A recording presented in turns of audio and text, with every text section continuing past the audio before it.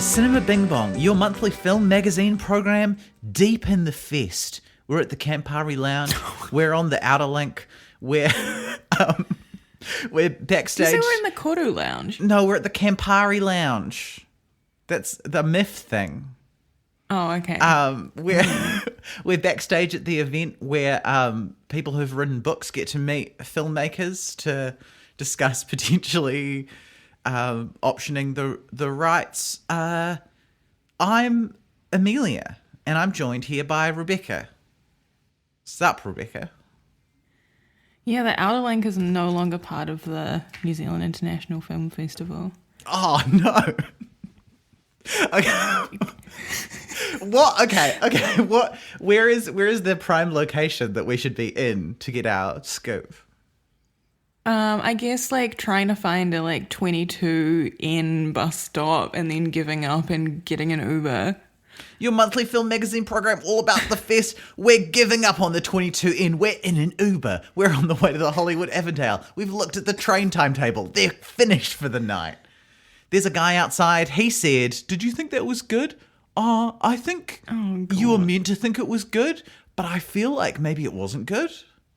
I think it just posed a really interesting thought about diegetic versus non-diegetic food. I was about to say non-diegetic.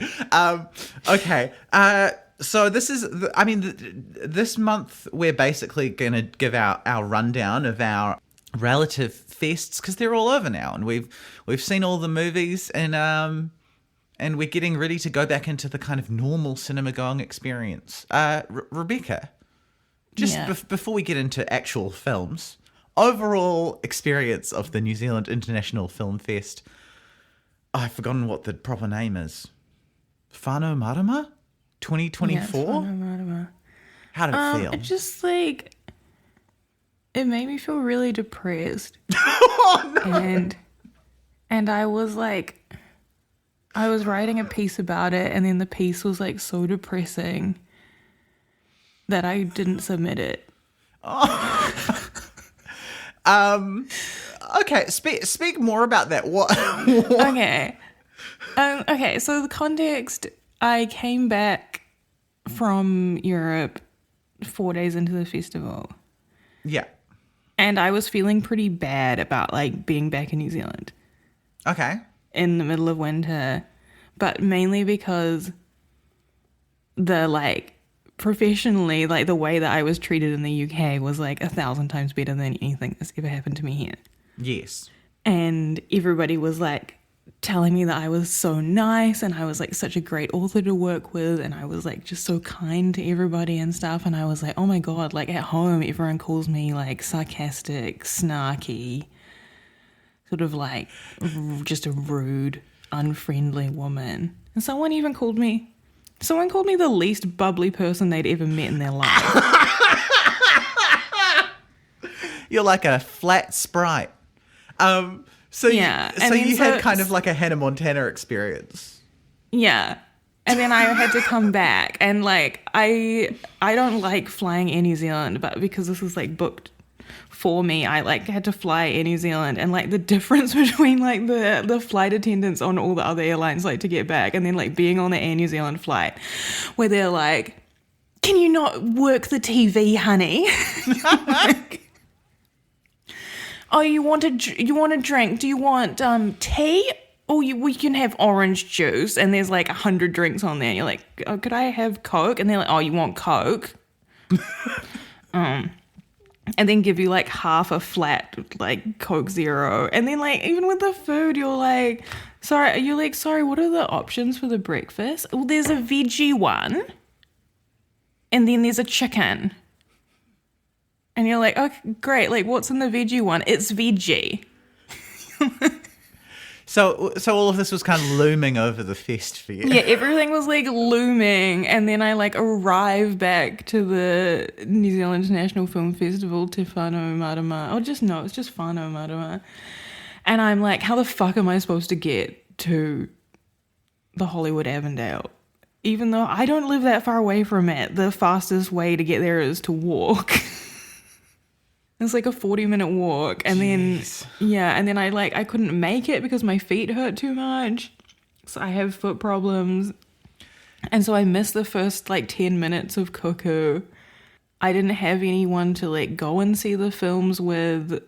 Everything, I don't know, just it felt like the timing of like a lot of things I saw like just didn't make sense, like why they were programmed at that time. And then everyone I saw who I knew, like outside the movies or whatever, was like, oh, did you see something? I was gonna see something, but I'm not going to because it's just like too much of a hassle. Or like, I wanted to see this, but it was in Avondale, so yeah, like I'm actually only gonna see 2. I usually see like 20. That's gushing. It was like super gutting, and then just like how incredibly rude so many people who go to this festival are about like trying to get to your seat or like trying to get your ticket out or whatever.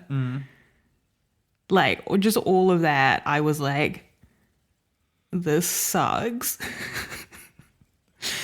But I don't want to be one of those people who's just like, well, I'm moving to another country.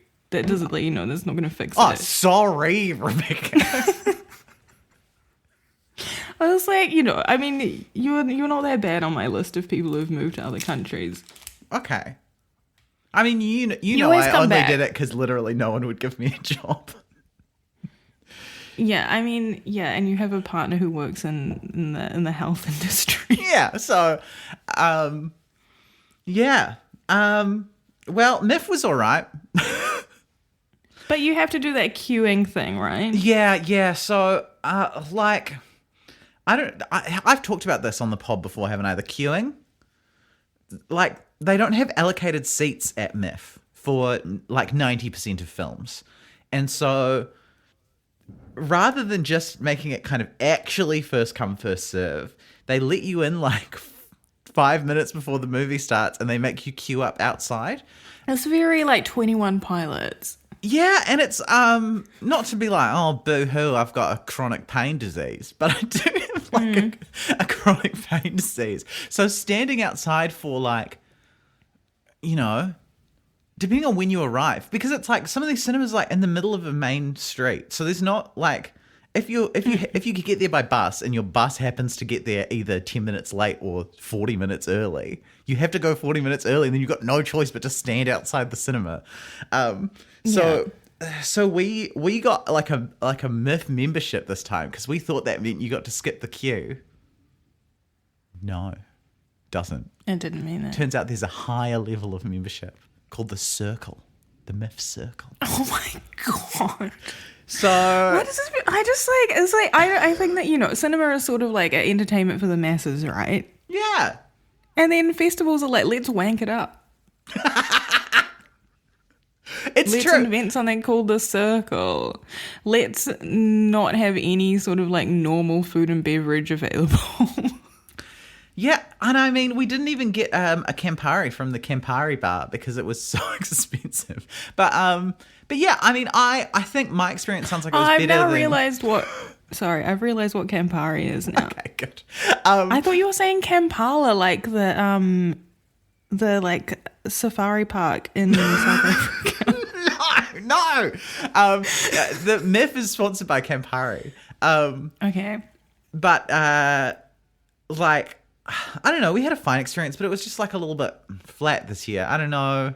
Because it's been a pretty good year for like movies, but I guess maybe it's just been kind of a weird year for festival movies. There was nothing that kind of like blew my socks off. There was no like, for me, like Remembering Every Night or May December or anything that made me go like, ooga, ooga booga. Wow, eyes popping out on stalks. This movie's going to change my life forever. I'm going to buy it on Blu-ray.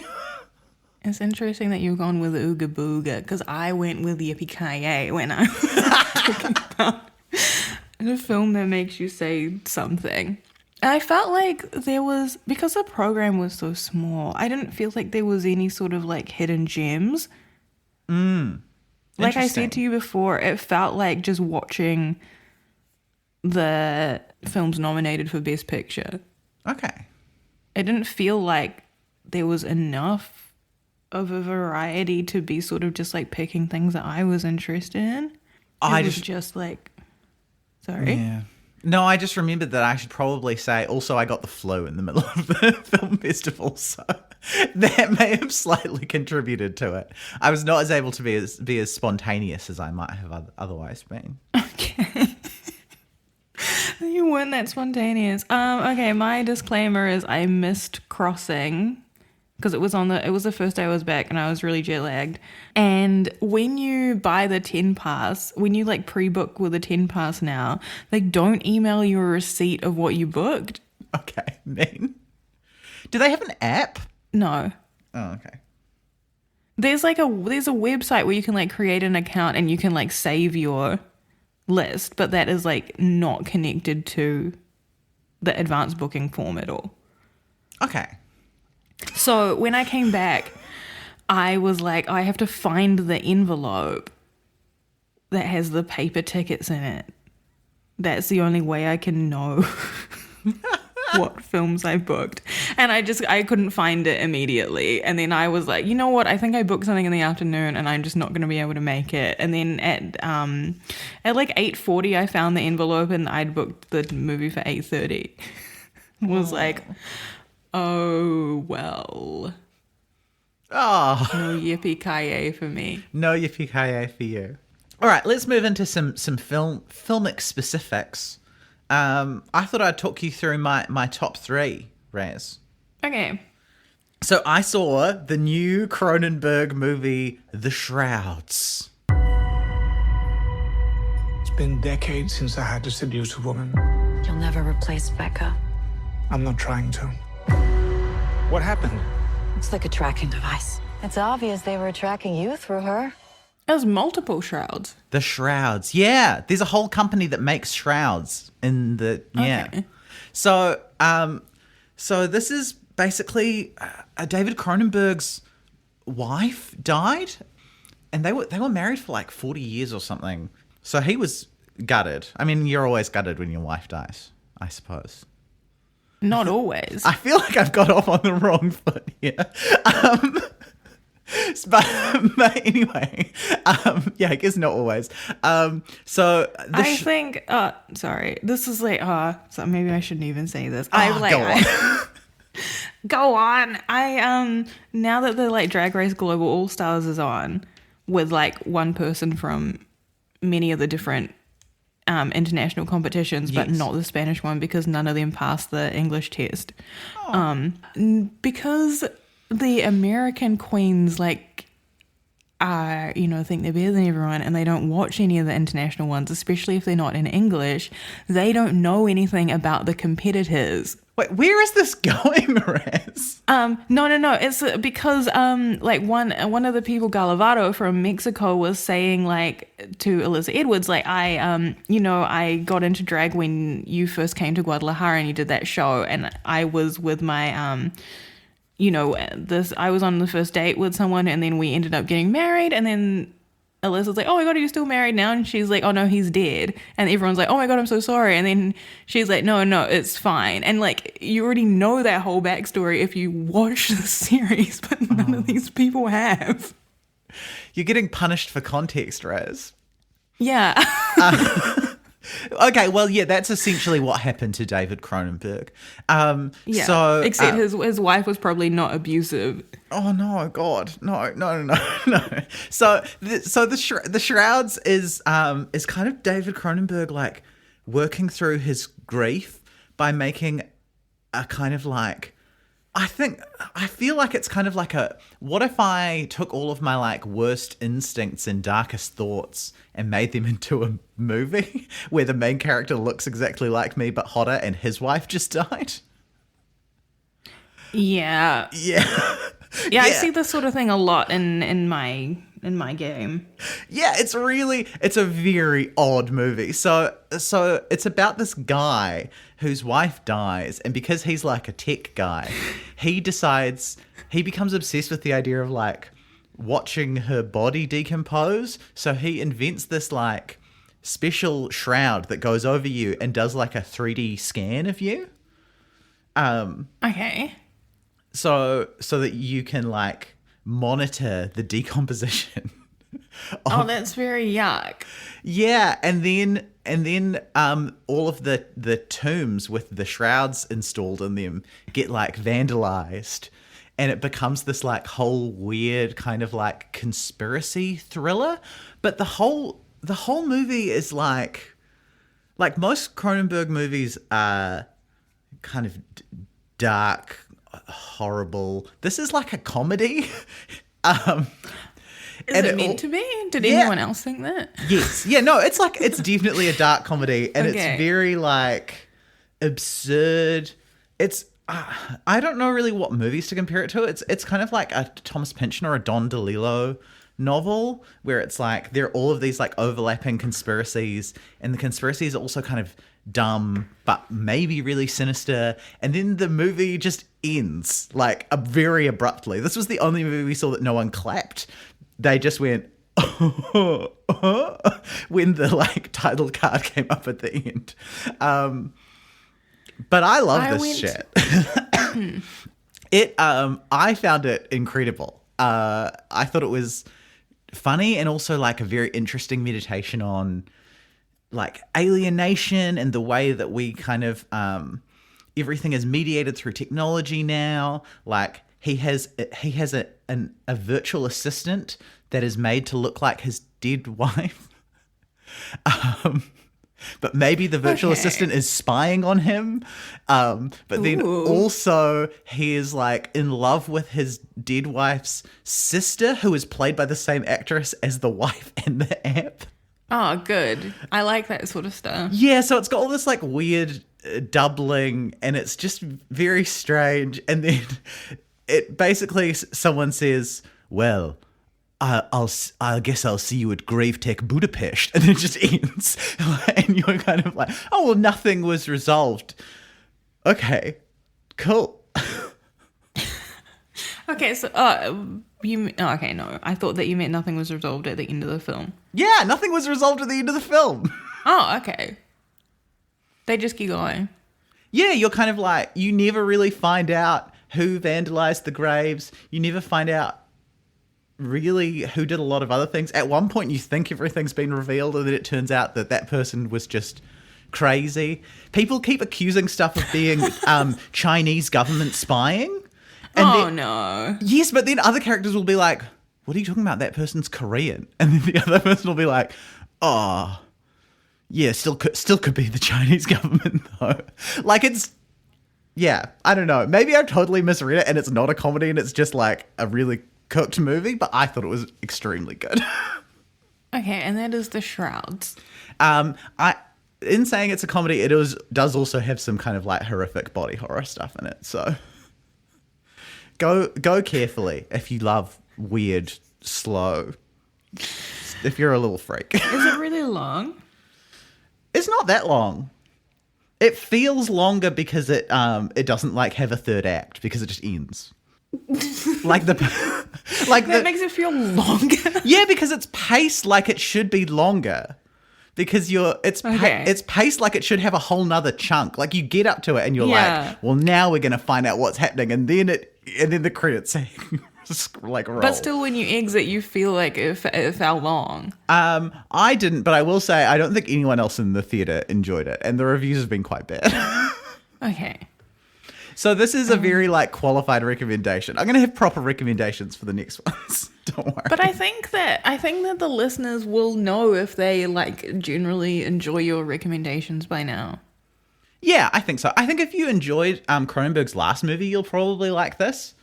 Which was Crimes of the Future.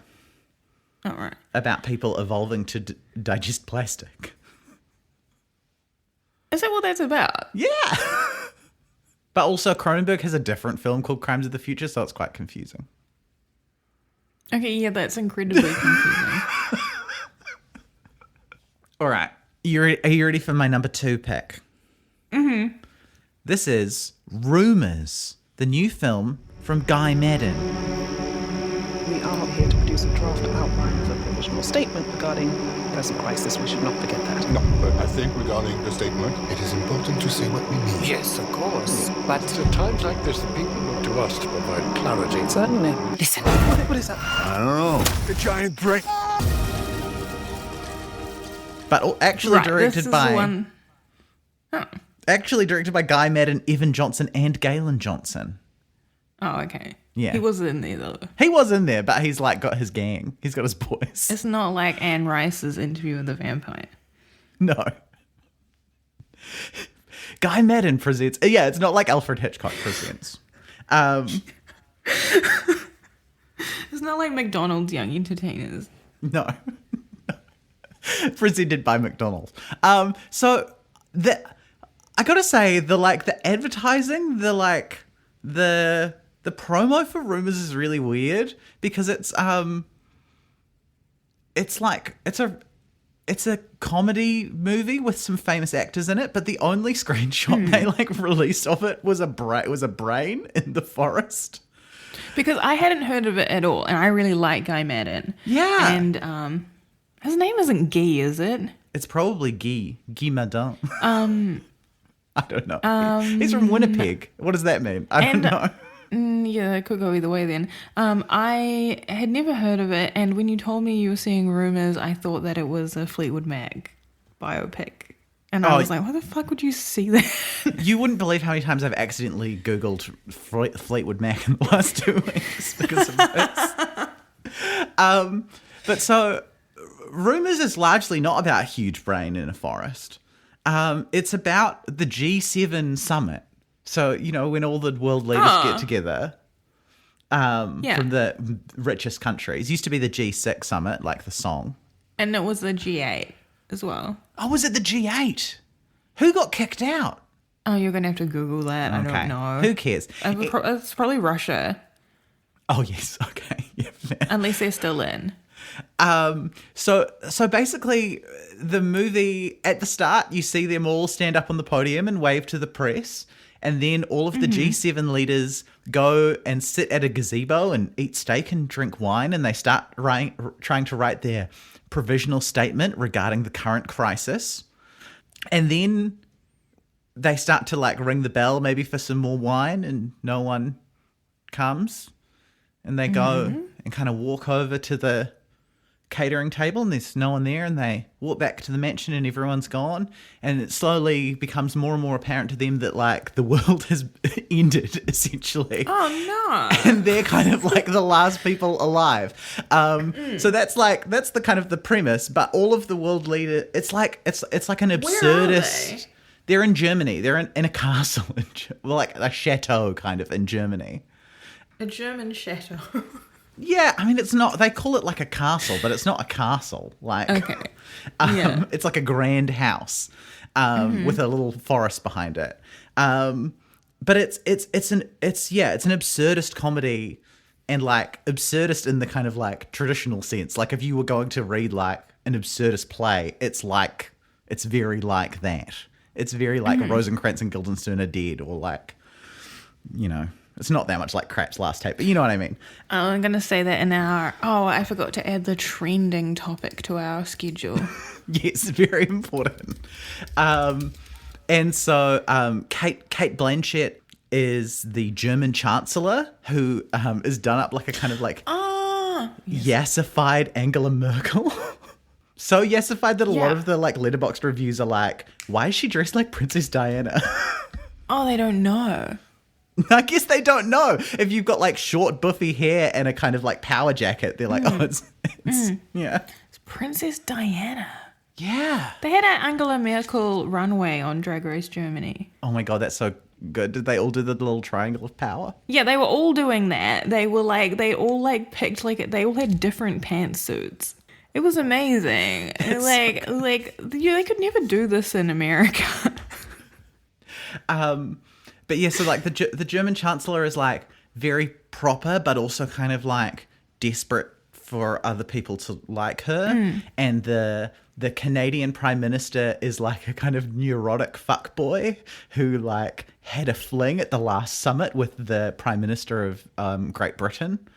but now is making eyes at the German Chancellor. It's like, yeah, it's very goofy.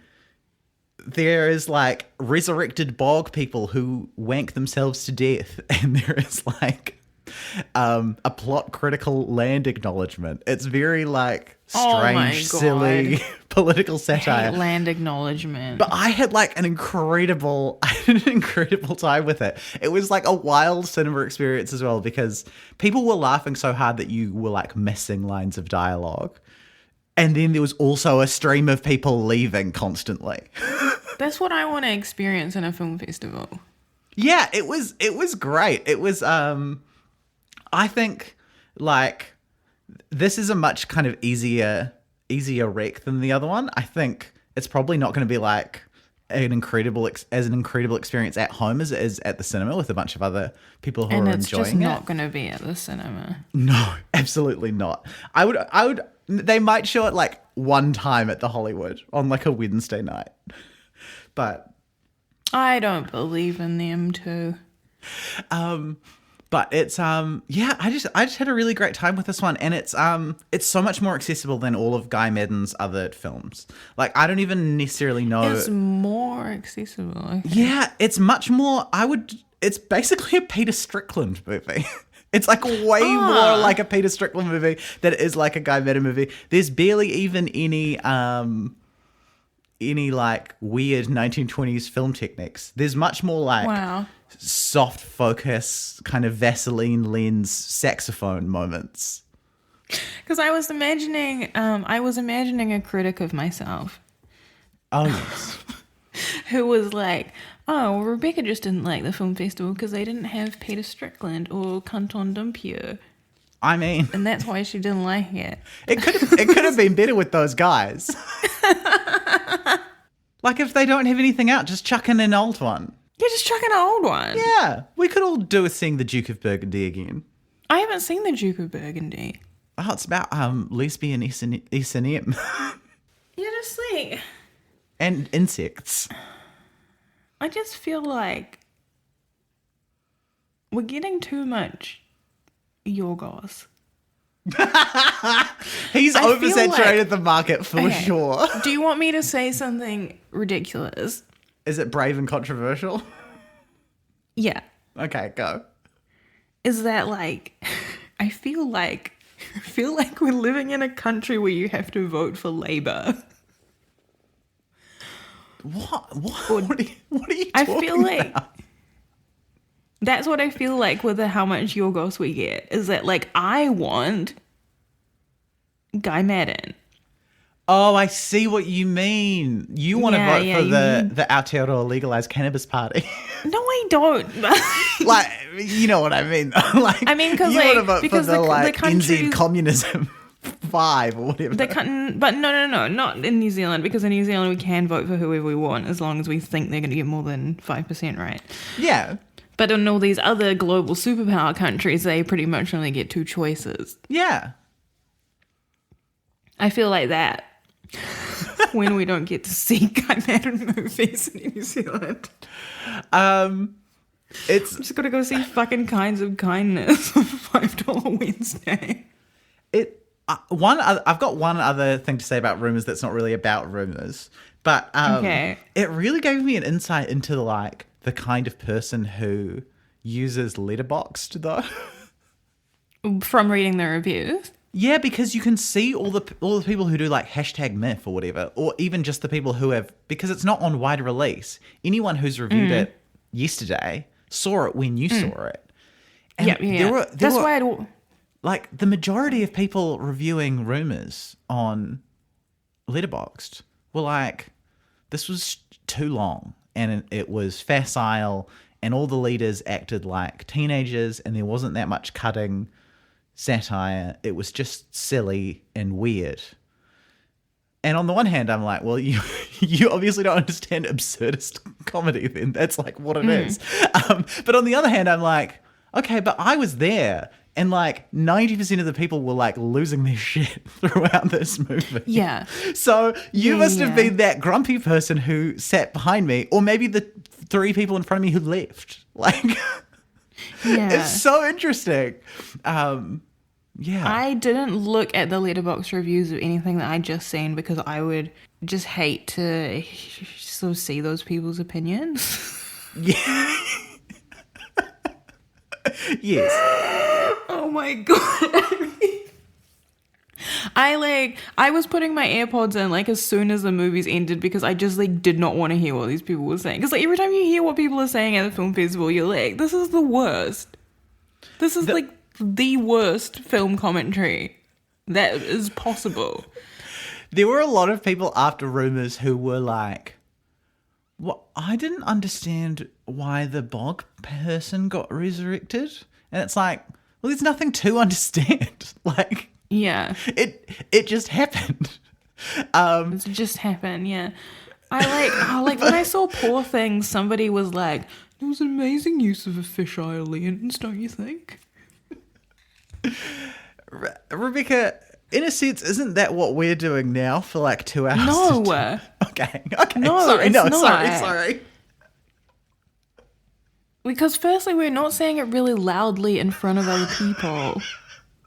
It's not a podcast that comes out once a month and people have to choose to listen to it. And you know what? The majority of people don't. True. There are millions of people who don't listen to our podcast. Absolutely millions. And we don't say stuff that like doesn't make sense. And I think when we do say stuff that's not very good, we're aware of it. Yeah. Or I cut it out. Yeah. If it's very problematic. For example, when I say that somebody is an official enemy of the pod, Amelia cuts it out. But we did finally agree on an enemy of the pod. Who's that? We're not going to say it, but it was someone. Say it, I'll bleep It was it an out. Australian. It was an Australian Oh, yes. Okay. who were.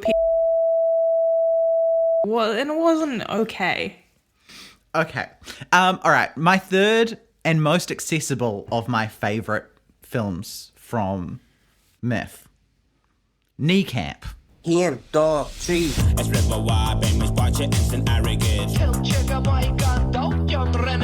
Consider this here's the knock at the door before the knock at the door. Him and his wee pals' music. It's drawn attention from all the wrong places. Nothing but a H-double-O-D, low-life scum. We'll end up face down in an alley. You have a life, a career, a future. Remember, I can take it all away from you like that. Oh, yeah. That was also here. Yeah. So Kneecap is the name of a real life Irish language hip hop group from, I'm going to look this up because I don't want to get it wrong, even though I think I know what it is. Belfast. Yes. Okay.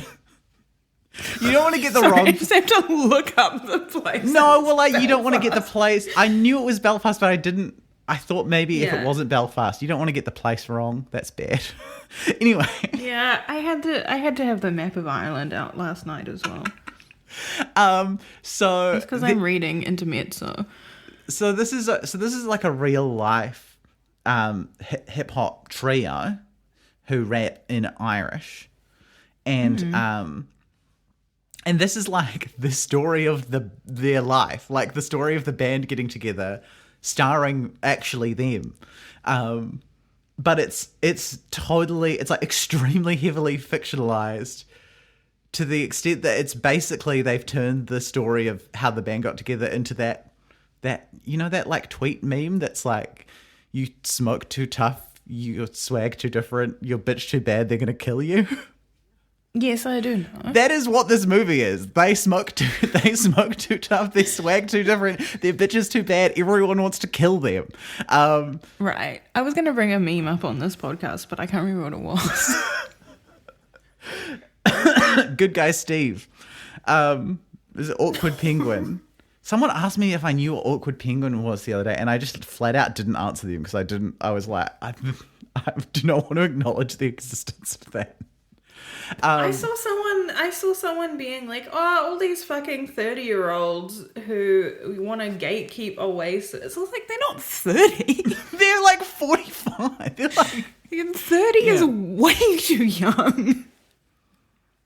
God. I don't think people sort of understand that people who are 30 were like 28 2 years ago either. They think that 30 is like a category of people. Time is a mystery, you know, famously. So Kneecap is like almost a fun for the whole family romp if like so much of it wasn't about doing loads of drugs. But I think it's a fun for like most of the family romp. And it's also like, I feel like if you are from New Zealand or you have lived in New Zealand, a lot of the like language revitalization stuff will be quite familiar. It translated kind of quite well to stuff I knew about. So it's like... It's really hard to describe that stuff to people who don't live in a country that has language refamiliarization in it, though. I think a lot of the audience at the MIF screening I was at have a lot of familiarity with Ireland, judging by how many of them laughed at a pun about Bobby Sands. Okay. Right. Yeah. But I know that how different it is in Australia because of how you told me, and I also know from my own experience, when you ask them how to pronounce a place name, they're like, oh, it's like this. And you're like, that doesn't make sense. That's not it. And a lot of... that can't be it. Sorry to like shame out any of the like white Australians listening, but I'm not actually sorry to shame you out. If you like talk to even like quite, you know, socially progressive in quotation marks, you know, Australian people about it, they'll usually kind of do like a too hard basket type thing. They'll be like, oh, you know, well, there's just such a great diversity of languages in this area that it's like... Fuck off. There's only going to be one language that has the name, though, right? Yeah! Like the people who are from there. We're not talking about that big a region, like downtown, fucking downtown Melbourne. Anyway. How do I say the street name? Oh, well, it depends, like...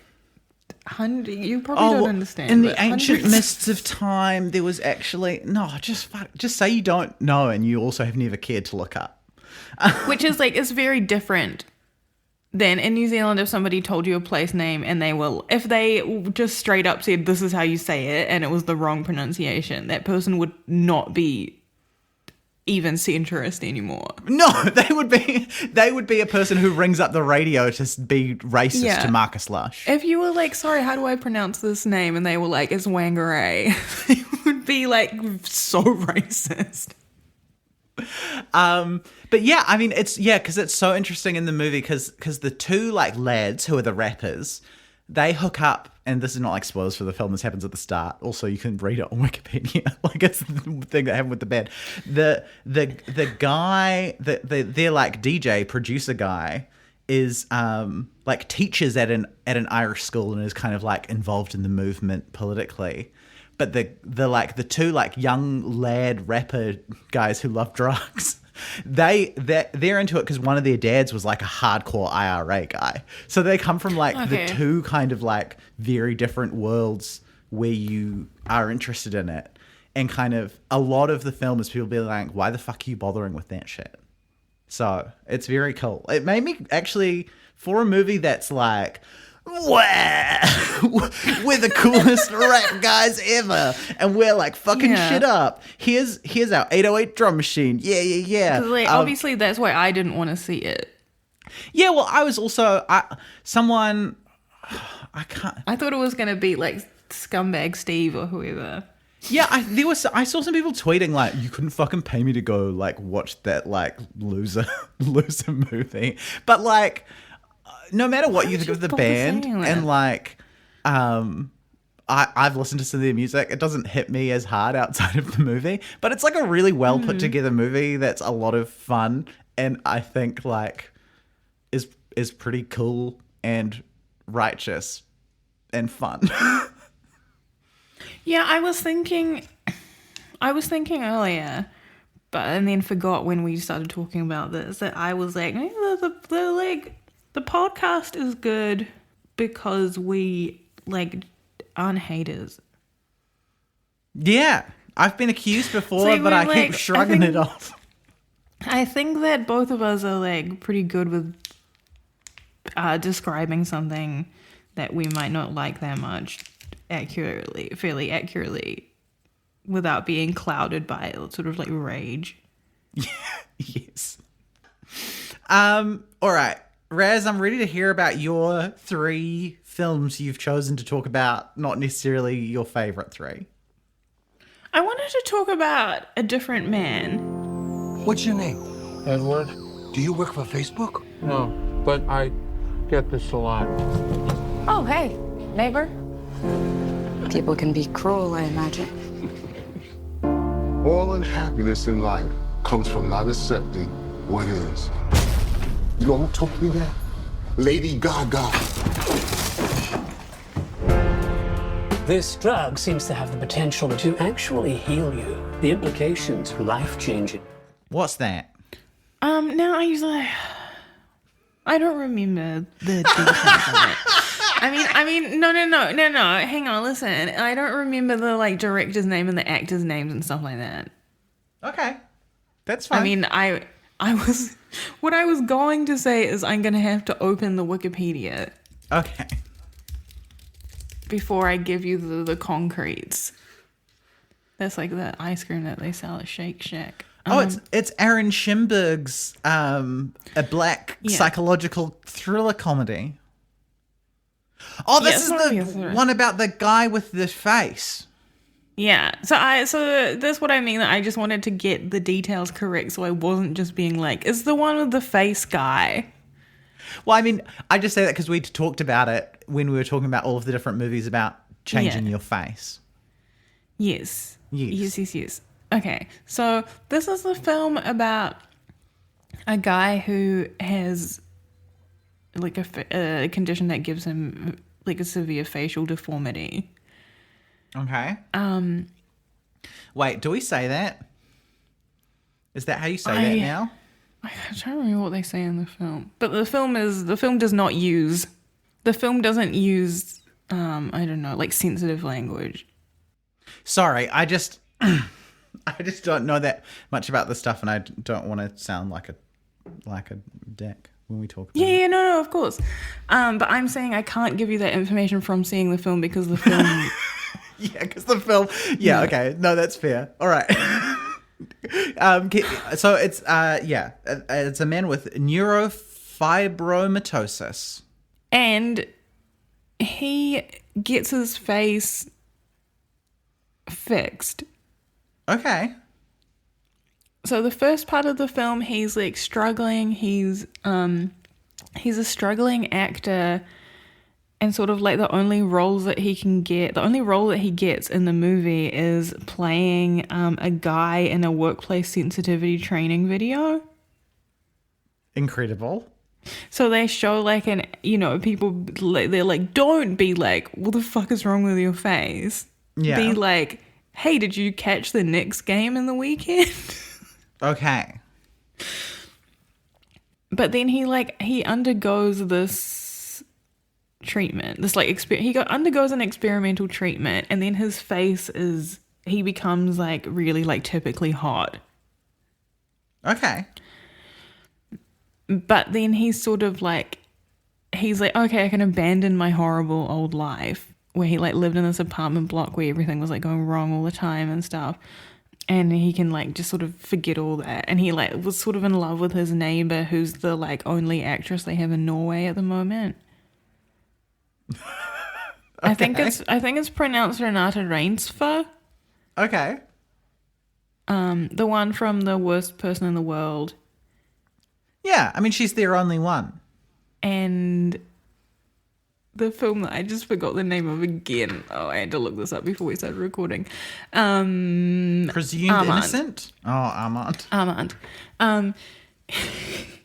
Yeah, and so he starts a new life and becomes like a real estate tycoon. Fantastic, okay. But then he finds out that it doesn't even say the character's names on the Wikipedia. The woman, his neighbor, is like, she was a playwright, and now she's written a play about him. Oh. And he like auditions for the role, and he like gets it and stuff. But then they like, Adam Pearson like comes into the scene, who is an actor who does have neurofibromatosis, and everyone just like loves him more than Edward. Okay. Everyone's like, oh, he's so funny, he's so cool, he's so popular, like we love hanging out with him. And then they sort of like make Edward's role in the play like smaller and smaller and smaller, who's played by Sebastian Stan, and then they just like get Oswald to do everything. And then the playwright woman like leaves him for Oswald. They like have 2 kids and they like get married and they're still together like 20 years later and stuff. And so yeah, it's just, you know, he became like a typical hot guy, and he was rich and he could have like any woman that he wanted, but like all he wanted to be was in the play that was about his own life, and no one thought that he was good enough. Well, this sounds mint. This sounds really good. Yeah. This was good. This is the second film that I saw. I saw it after I saw Cuckoo. So I saw it. This is the film that I saw where that person said that thing to me, and I don't know if we should say it on the podcast because I don't know. Because they'll be identifiable. Yeah, it'll be like too identifiable. Okay. But basically what happened is that when I got to my seat, somebody was already sitting in it. And then they use an incredibly inappropriate phrase for a white person in New Zealand about how they usually sit in that seat.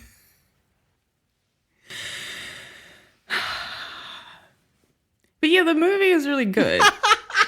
Okay, because sorry, I'm just thinking about your cinema experience. When you said like, I don't know if I have a top 3, but there are 3 that I'll talk about, I was like, well, I guess A Different Man and Armand were all shit then. But yeah, no, okay. they're not shit. But like, yeah, I did like this movie, but I wasn't like, it's not life changing. I want my life. Like, you know, I forgot the name of the movie and everyone who was in it. Okay. But what I did want to say was that for an A24 movie, this movie, it doesn't like go wrong at the end. It doesn't like fall off. Yeah. They must have gotten a new producer because their last few have stopped doing that. Because we are always intending to do a special episode about A24. It's going to happen. No, it's going to happen. It is going to happen. Yeah. No, it's going to happen. Okay, yeah, but our thing about A24 is that so many is like we would want to like rank the films, and then so many of them start off really well and then just like fall apart, like as if they ran out of time or they ran out of budget or something. But this one doesn't. This one's it good feels through to the me end. more like they have no. I'm not going to spoil it. We'll save it for the A24 episode. Anyway, do you think you're not going to say? How are you going to get people interested to listen to the episode? They're already interested. They love A24. They bought the fucking candle. I don't think all of our listeners bought the A24 candle. I think they bought the horror scented candle. I think they've done it. This is really mean.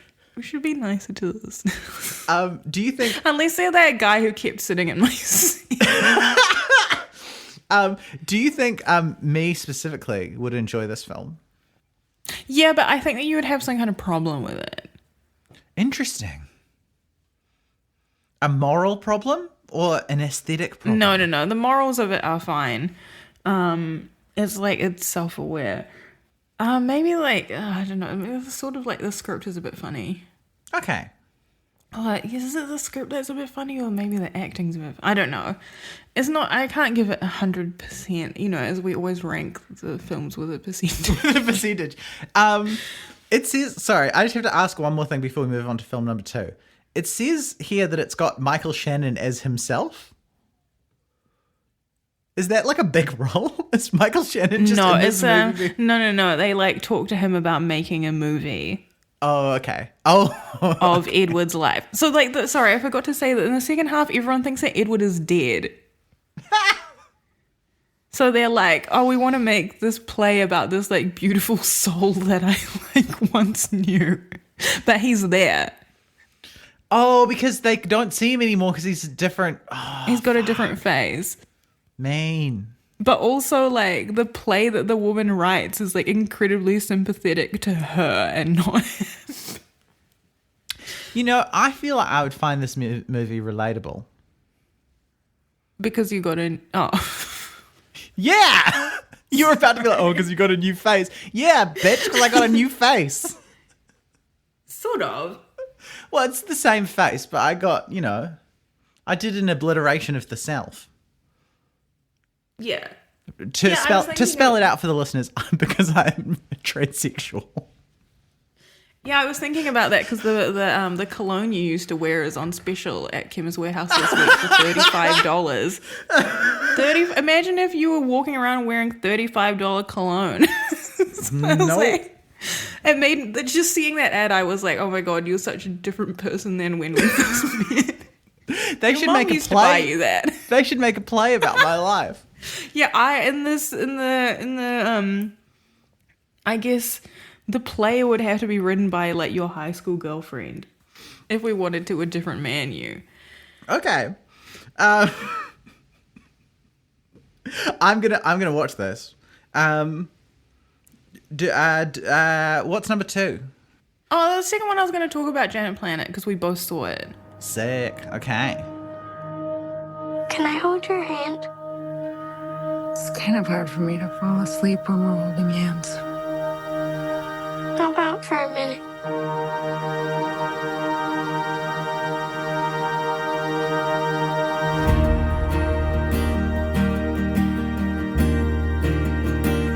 You know what's funny? What? Every moment of my life is hell. You actually seem very happy to me a lot of the time. It's hell. I don't think it'll last, though. And I liked it more than you because I wasn't... You said that you felt mad because you're like, why are all these films about people's American childhoods and not about my childhood? Well, okay. Can I know this is like your bit, but can I give some background to me and my partner's viewing of Janet Planet? Yeah. So we both got the flu and had to reschedule tickets. You and Maddie. Yeah, because it's and because of the film festival, you can't reschedule and see the same movie because it's like, oh, sorry, on Sunday it's only playing in Geelong. So Janet Planet had been kind of like on our list of something to see, but like not that high. But it was like the only thing playing at a time on the literal last day of the film festival to replace the film that we'd really wanted to see when we were sick. So it was like a kind of last minute, I guess we'll go to this one instead. Yeah. And I think everyone else who was there does own an A24 candle, just by the kind of the look of them. You told me they were all like older women. Okay, all the women look like they buy things in one of those shops that just smells like lavender and has pale washed wood, and all of the men look like they own an A24 candle. Okay, it sounded like when you described it to me, it sounded like all the women would take their daughters to buy a new dress at Gorman. Yes, a lot of them were wearing Gorman. And it was totally packed, and it was at a cinema with not very comfortable seats, and the line was around the block, and we had to wait for ages, and someone thought we were cutting in the line because they had a big gap in the line where they were only letting some people through, and then we had to sit right at the back. So that kind of coloured my Janet Planet doing a little bit. And when I saw it, it was on at like 8 o'clock in Avondale. There was like 30 people there. Okay. I sat by someone who was wearing 2 masks, and then I felt a little bit nervous because when I saw House of Gucci, the person next to us like showed us their vaccine record. Oh. That's interesting. And then got really mad at us for laughing. Okay. At House of Gucci? Yeah. Shit. Yeah. I've never seen this on a podcast. A woman in the Lighthouse Cuba got really, really angry with me for laughing in House of Gucci on New Year's Day. She started off strong by coming in and showing us her vaccine passport, and then And then she like just got I was like trying to like not to laugh like out loud. And I was like 2 seats away from her and she was like, "What is so funny about this?" Quite a lot of things. When they played George Michael at the wedding. Yeah, that was the thing. Was it literally then? That is funny. And my friend is like very defensive about me and like turned and like just faced her for the rest of the movie and like gripped her cup like she was going to throw it in this woman's face. And the woman kept like sort of like growling and she was, I don't know. It was so awkward. Okay. But you liked Janet Planet because... So what is Janet Planet, Raz? It's a new A24 Yeah, Janet Planet... film. Why is it A24 film? Who fucking knows? It's by a playwright. Trend alert. And it's about a girl who is set in 1991? Yeah. Yeah, because when I told my mum, I said it was set in 1992 because I knew if I said it was in 1991, she was like, "Oh, that was the year that you were born." And then we would have to talk about that. And she is like going into year 7 and it's the summer and she's like only child and she lives with her mum who's does acupuncture in Amherst, Massachusetts. It's like it's in 3 parts. The first one is about her mum's like shitty boyfriend who's like a divorced slightly redneck sort of guy, and then the second third is when her friend comes to stay with her who's like sort of like fleeing a cult. And then the third section is when she briefly her mum dates the cult leader.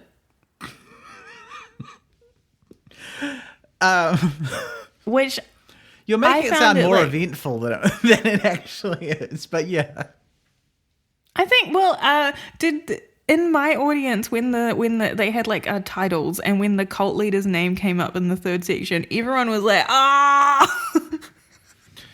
We didn't get Did that happen? That didn't happen in Melbourne? No. There was lots of quiet tittering, though. People thought it was funny. Oh, I don't know. Yeah, everyone was vibing. The like 20 to 30 people on like a Wednesday or whatever were straight vibing. And I found it like quite relatable because I also grew up with a single mum who had lots of shitty boyfriends and also like friends who needed money and like that sort of stuff. Yeah. But like the whole time I just kept, like I said, I just kept thinking like, oh, this is what life could have been like if I grew up in Titirangi. Which like, for our listeners who are not from Auckland is like, especially like in the 90s was like a hippie suburb for rich people. Yes.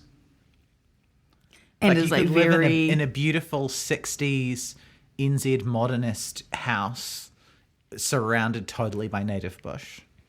Yeah. And do a lot of like crochet and macrame. And is like 5 kilometers from like where I grew up, where, you know, more of a place where people are calling you a bitch at the train station and you're like 12 years old. Oh, they said you walked like a bitch, Raz. I've been thinking about that so much. Because like I just really want to know like what the type of New Zealander was who told Lord that she walked like a bitch when she was 10. I think I know exactly the kind of person.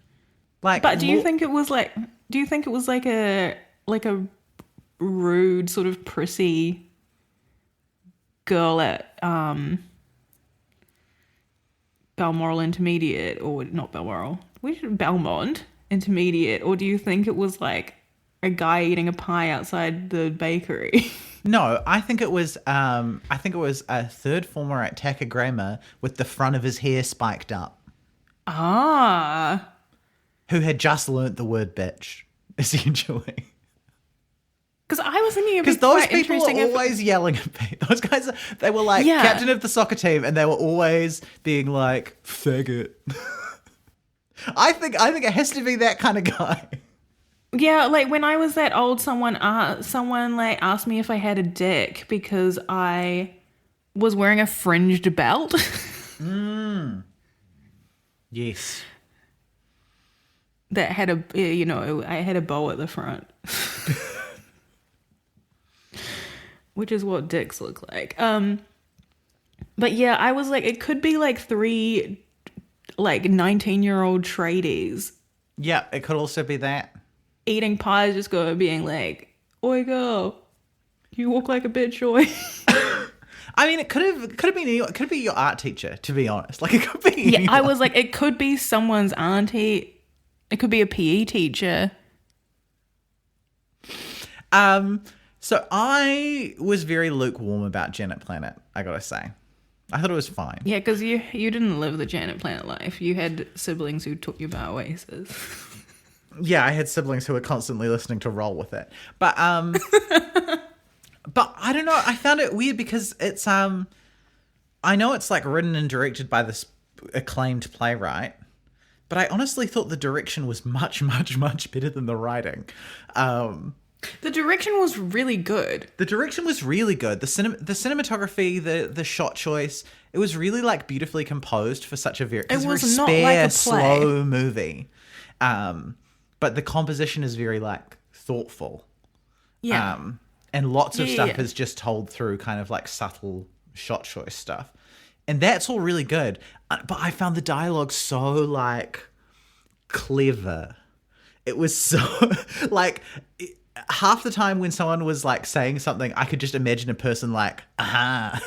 Oh, this is what do you good. mean you could imagine a person? Like, you were there with the people. No, I mean, I could imagine the person writing it. Like, sitting down being like, aha. You thought that she wrote like a bitch. I thought she wrote like someone who's very self-satisfied and also like a little bit on the nose. Like, there is a scene at the end of the movie where they basically the lesbian like... bit is very on the nose. The lesbian bit is very on the nose, and then also at the very end of the movie, there's a bit where she's like tapping you on the shoulder, being like, "Did you understand the theme of the film? Did you understand? I've metaphorized it in the final scene, and the characters are talking about the metaphor." I know that most people will probably that is not how their brains receive that information. Feel like that. I was like, oh, now they're at a dance. No, you know what? I was like, wow, lucky for these people in 1991 in Amherst that they can go to a local dance and they can play their stupid fiddle, whereas in Auckland in 2024 we don't have anything to do and no one's here and I have to go to the suburbs by myself at 8 p.m. to watch a movie. I'm just going to say the thing that happens because there's not like spoilers. It's not like, you know. But basically, at the end of the film, they go to a square dance, and there's like a montage of the mother dancing with different people, and then it cuts to a close-up on the daughter's face, and a woman next to her says, "Would you like to dance?" And she says, "No, I'm just here with my mum."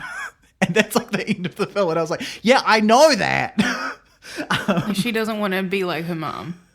Yeah, but she's also like, I'm not involved. I've just been brought along while my mum enjoys the dance of life. I just like, I think because there's so like little dialogue in the movie, the fact that it's all kind of like that, it just like hit my brain in exactly the wrong place, which is... Yeah, because now you're saying that this like ending was extremely obvious and I don't know what you're talking about. Yeah. I mean, I get it now that you're saying it, but that's not. I didn't pick that up. Okay, because when I was watching it, that is like, yeah. Well, this is what I mean when I say I think probably a lot of people will never get that takeaway from it, but that is how my brain understands things, and so okay. I was just like, I thought that when she said that I thought that when she said that she meant that she doesn't want to be doing all that. Yeah, I mean, also when that she's an adult. Yeah, but I didn't think that. Yeah, I only thought that she was the character was being sort of like dragged along in that scene, that scene when you can't see her. Yes. And her mum and her mum and her mum's friend are having this like very serious they're like discussion. They're like extremely high, talking about their like worst experiences of their life. They're like very high and like discussing their trauma, and then like at one point you can't see the girl, and then the mum asks her if she can get her a glass of water or something, and everybody in the audience was like, ah! Yeah. Because you shouldn't bring children into that sort of thing. But it was all right in the 90s. It was all right in the 90s. Yeah, I think just... We were all just in a bar all the time, man. I think that kind of stuff just rubbed me the wrong way, but otherwise I mostly liked it. I don't want to sound like I really hated it or like I saw that and I got mad. I just like... No, I don't think you sound like that, but you will if you keep saying it. So it was pretty good, but don't put in the newspaper that I was mad. But I will say that Maddie hated it so much. But I thought that she would like it because she like likes posting videos of flowers on Instagram. I mean, she also likes personal drama films, which is not, I don't not like them, but I usually won't choose to go and see one. But it was just like too slow, I think. Oh, okay. I can't remember what the last movie I saw before this was. But I think that, I don't remember, but I think that the film that I saw before this one was like a bit too dramatic. So when I watched this after, I was like, oh, this is like more normal. Oh, okay. See, we saw this instead of a surreal noir and after Rumours. You know, I can't tell you the film that I saw before this because of there's no record. No, there's no record of it. A pile of very, very flimsy paper tickets. All right. Armand. For det første så jo ikke dette lett å høre om. Okay, I wanted to talk about The Teacher's Lounge and Armand in conjunction with each other because they're very similar movies. Achtung, fertig, los! Fascinating. The Teacher's Lounge is about a Polish-German, fairly young female teacher, and there's an incident in the school. See, like both of these movies, like online, they're like, there's an incident, but they don't say what the incident is. But in The Teacher's Lounge... Oh, shit, Raz, sorry. We need to say one more thing about Janet Planet. What? Janet Planet is the name of the mum. Oh, yeah, the mum is called Janet Planet. It's not the name of the girl. I can't remember what her name is. Lacey. All right, so the advertising for The Teacher's Lounge. Yeah, so I mean, like online, this always happens when a film isn't in English. It just says there's an incident at a school. Both of them say that. But in The Teacher's Lounge, the incident is a teacher's money has been stolen. Oh, that is not the kind of incident I was imagining. Yeah. A teacher's money has been stolen, and then they like do the senior management or whoever do a bag search on this young teacher's class, just the boys. Yeah. And then they find like one boy has like 60 euros in his wallet, and so they like bring his parents in, and it's like it's uncomfortable because they're a Turkish family and they've like been accused of stealing. And and then they say like he's been found with all this money in the wallet, and his mum is like, yeah, because he had to buy a present for his cousin after school. Yeah. So kind of like, fuck you, like, why are you like pinning this on him? Why are you looking through our son's stuff? And why have you brought us all the way down here? Like this sort of thing. And then our main character teacher, she like does not get on with the teacher who's done this, had his money stolen. And you can tell because I can't remember all their names right now, but she calls him by his last name. And they also zits, and they don't use the informal, even though they're like sort of the same age. Okay. That's how you tell like someone in Germany, like they like fucking hate this guy. Must be so easy when you can do it like that. It's so hard to be disrespectful in English. Yeah, and this I think it was really hard that we don't have a plural you. Use. Like, so many times in English, you're like, do you want to come to this thing? And you mean, like, you and whoever. Yes. Or, like, you know, someone comes, you know, someone's like, oh, you know, sorry, you actually were invited to that thing. But then when they asked me if I wanted to come, I thought they just meant me. And then they were like, where's your girlfriend? Oh, she's at home. Uninvited. Anyway, so that's the sort of thing. And then so she sort of, the teacher like wants to solve this whole scenario. She's a maths teacher as well.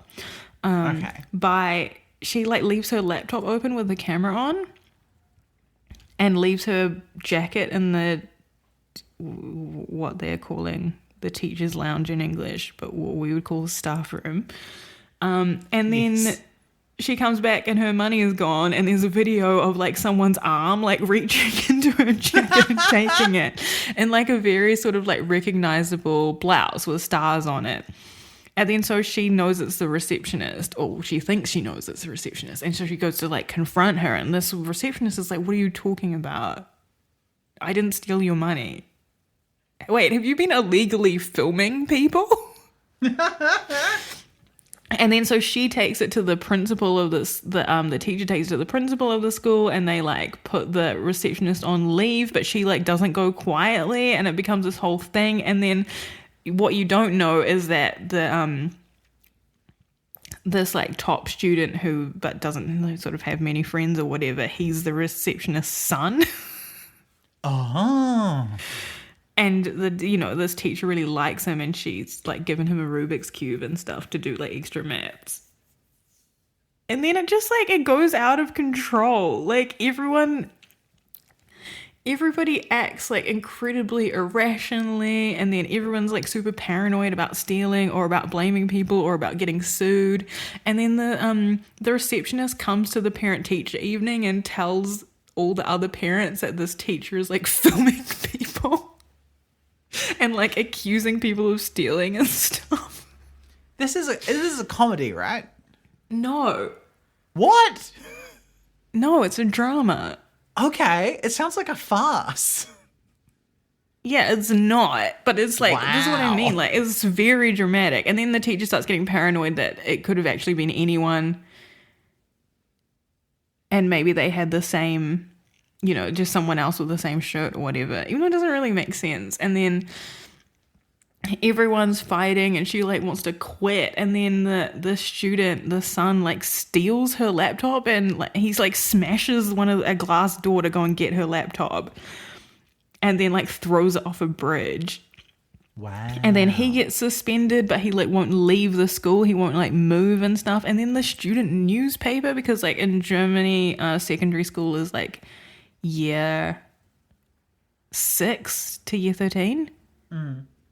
So these students are like, you know, they're like 12, but there's also like 18-year-olds in the school. And then they write this whole like expose of the incident like in the school newspaper and give it out to everyone and stuff. And it's just fucked, and like all the students are like beating each other up, and the teacher feels like it's like all her fault. Okay. It was. And that's das Lehrerzimmer. That sounds good.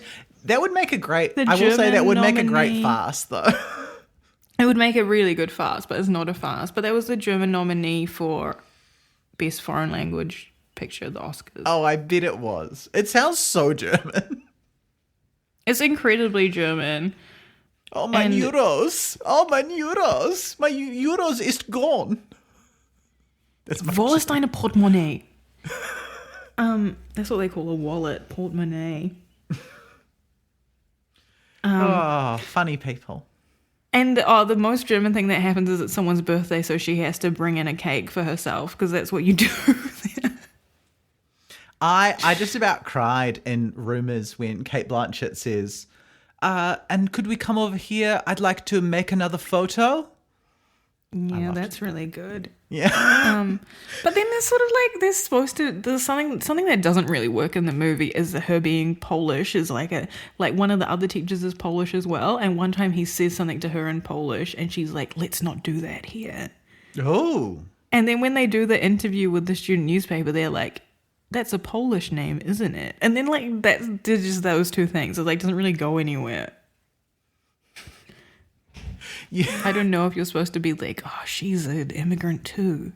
You have to read some mid 19th century history for more context on that one. The actress who plays a receptionist is the woman who's the lead character in The Forest for the Trees. Okay. The Maren Ada film before Tony Erdmann.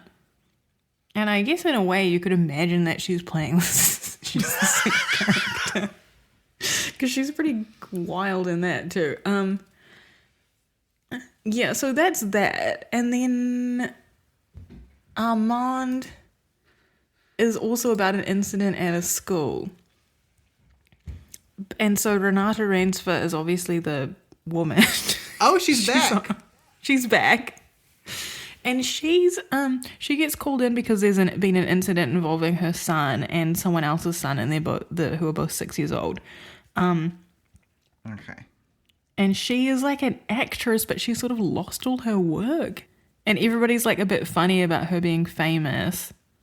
And then she like comes in, and then there's like this very, very Norwegian looking woman and her husband, and they're like a very young teacher, like too young to be dealing with this kind of young teacher.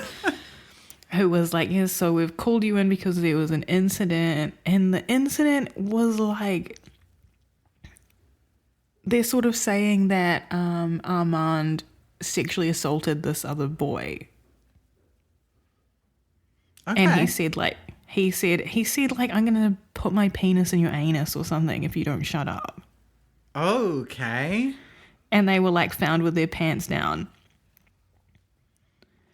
So that's the incident in this film, which is very different from like a missing 60 euros. And then they're like, yeah, Renata Rainsford is like really, really upset. She's like, why would you sort of just spring this on me when like everyone else has already talked about it and you're like accusing my son of like very like serious thing and stuff.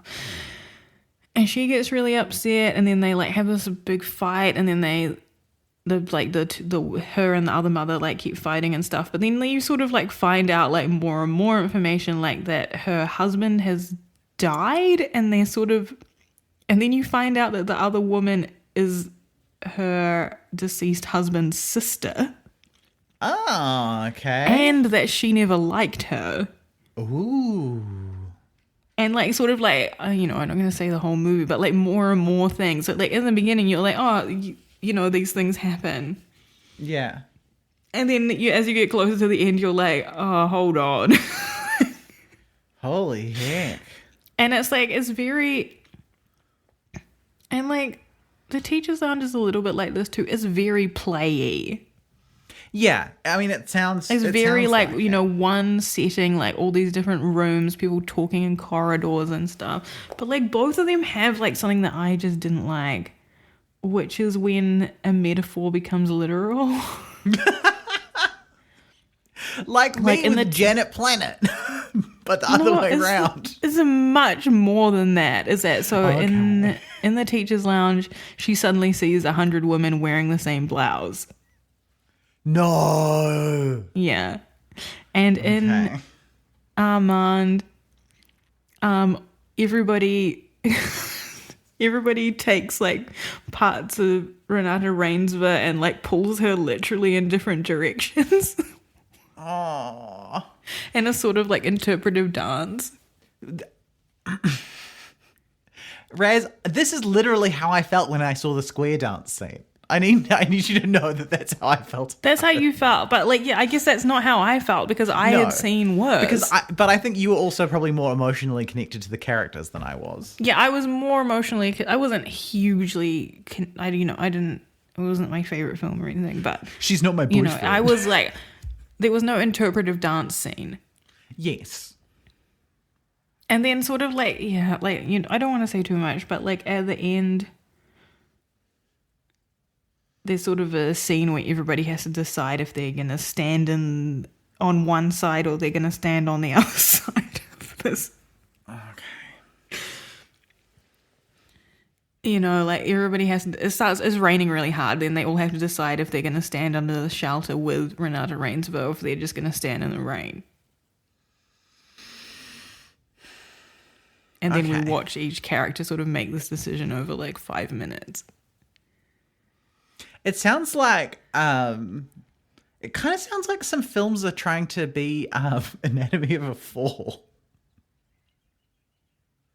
They want to but they're all made like at the same time. Yeah.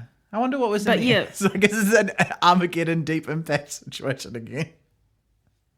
I think maybe like, I don't know, like potentially like post-COVID people were like, I want to make like quite a small film. A small film about not knowing what's right or wrong. But also I know. But you might not know. And they were like, we need the drama in the sort of psychological aspect because we don't know if we're going to be able to travel and stuff like that. Yeah, that makes sense. Maybe that's what happened. Cracked it, solved it. But yeah, the Teacher's Lounge... Oh, man, I don't know, man. The Teacher's Lounge is a more normal movie. Okay. But it's not like that impactful or whatever. Armand is like a more impactful movie, but it is more ridiculous. I think that maybe like overall is kind of a better movie, but like just some of the decisions in it are too much. Okay. Is it time for me to go through the other stuff that I saw quickly? Mm-hmm. So I saw the Cars That Ate Paris, which is like kind of a classic Australian B movie that has just had a restoration.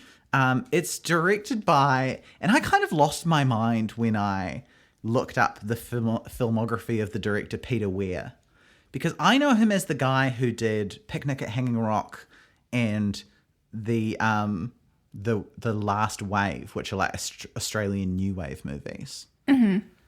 This man also directed Master and Commander, Dead Poets Society, and The Truman Show.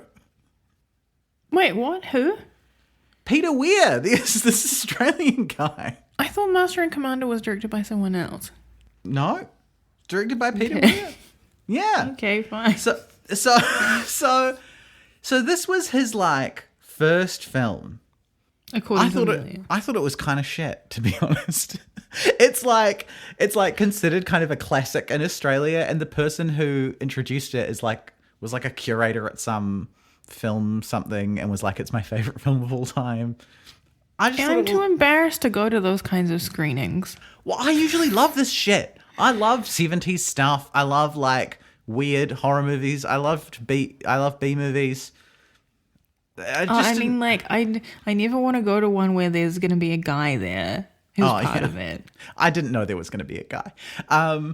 But it just kind of, none of it really came together, and it wasn't so outrageous that I remembered it. I thought it was fine. You're kind of better off looking at screenshots of it, I guess. But the people, oh my god, you're better off looking at screenshots. I'm increasingly think that there are movies that it's like that you know, people are like, I posted 4 screenshots from this movie, and you're like, oh, that looks really cool. Actually, it just looks really cool. The movie is like 2 hours of bullshit. That's how I feel about The Fall, that everyone has decided is like the best movie ever. The Fall sucks, dog. It just looks good. We can't get into that. Okay, fine. Yeah, The Cars That Ate Paris, not that good. I didn't think so. Australians love it. Sorry, Australians. I think you're apologizing to white Australians too much in this episode. Yeah, sorry. Okay, sorry to you, Raz. Okay. We talked about Janet Planet. My Sunshine is a very interesting film. It's like a very quiet Japanese slice of life film about child ice skaters. So it's basically this kid who is like a loser and everyone hates him. He like stutters and is bad at baseball. He starts watching this girl doing her skating lessons, and he's like, that's the coolest shit ever. And he starts trying to do figure skating himself. And then her teacher, who is like a gay man who used to be a big time ice skater in Tokyo and has now moved to the small town to be with his boyfriend, kind of like sees something of himself in this kid and starts training them. All of the reviews for this is like, oh, this movie is so charming. It's so lovely. Oh, it's such like a soothing slice of life. This movie fucking destroyed me. This movie is so This upsetting. is what I mean. When people see something that's not nasty, they're like, it's gentle and soothing, like a sort of cocoa butter moisturizer. This movie is about how homophobia will haunt you and destroy any chance of happiness that you ever have. Yeah, it is exactly. like it is not like soothing. the plot of the movie, and it's so upsetting. So I would say if you were looking at this and you wanted to watch like a really nice, chill movie, don't. If you want to watch a really, really beautifully shot, like it looks like slides. You know the. Yeah. Oh, so you can just look at screenshots. No, you can't. It's beautiful. But you know, like Technicolor slides have a very specific like effect. It looks like that. Like the color is very saturated. Okay. And it's kind of like got this like crystalline quality. It looks so incredible, and it's so upsetting to me to watch.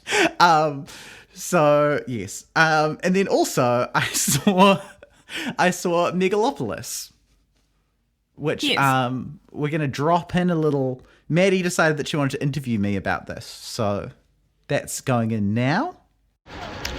And here with Amelia Berry on the corner of... We're somewhere in Carlton. I don't know, there's no street names in Australia. At the I Love Istanbul cafe / kebab shop. Amelia, what are your thoughts going in? I'm actually a little bit terrified. This is our second film today, and the first one was kind of heartbreaking. It was. So I'm just hoping that it'll be kind of a ruckus good time, and I'm really praying that the guy is there, the talking to the screen man. You know, the screen man. If the man does not come out during the movie, I will want a refund. Really? It did cost like $15 more than a normal film, right? It's because of IMAX. Personally, I do not like IMAX. Not every IMAX movie is $40. Yep.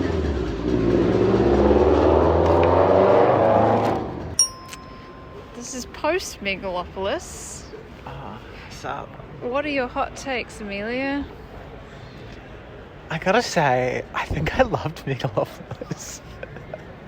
It's